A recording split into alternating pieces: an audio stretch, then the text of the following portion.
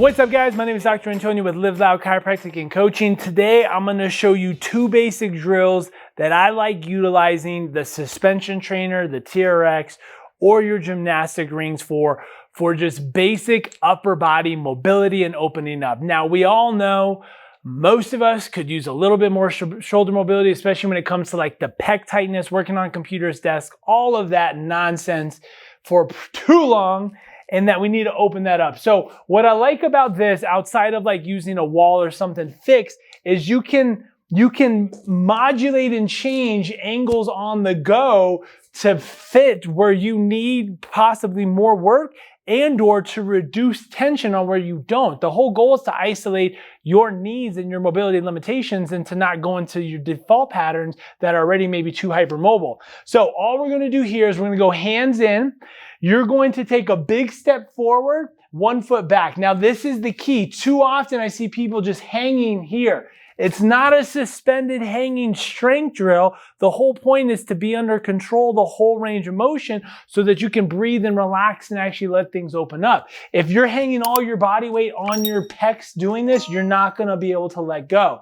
So 1 foot forward, 1 foot backwards, and in this motion, all I have to do is shift my weight onto that front foot, right? So if I'm here and I drive this back foot through the ground to shift my weight, I feel that stretch intensify.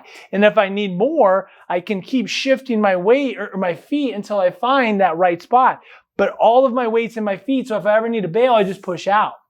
And what I do here now is I find that corner and I breathe into it and I hold. And on that exhale, I try to sink a little bit more. And then I breathe and I sink a little bit more. And I might, need to move an angle to find something else. I might need to bend the elbows to find a different corner. But that's what's so great about this is I can move and ebb and flow based on what I need. Now, the second half of this is working on that backside. What happens very commonly with shoulder issues is our shoulder blade gets locked down to the point where you cannot let that open up. So I'm going to actually back this up here a little bit.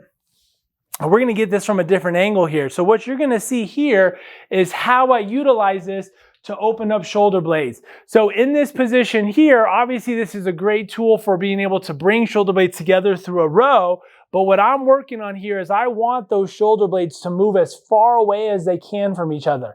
So I'm simply just hanging on these straps like so, and I'm letting my arm get pulled away from me. I don't want retracted and back. I want protracted reaching forward. And you can see that scapular border right here.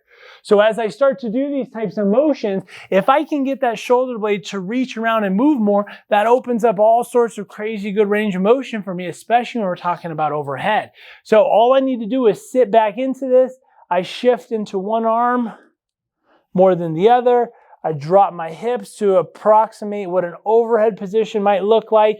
And I just keep playing around with trying to unlock those shoulder blades that very commonly get stuck because we're focused on too much down and back and or we're just in a fixated position for too long without a lot of excursion of the shoulder itself and especially the shoulder blade. So if you are someone who works at a desk or a computer, you need to be doing this. If you're someone who has shoulder pain or tightness, I would argue you need to be doing something like this. And then you layer in adequate strength and stability exercises to help you with the control of that newfound wonderful range of motion.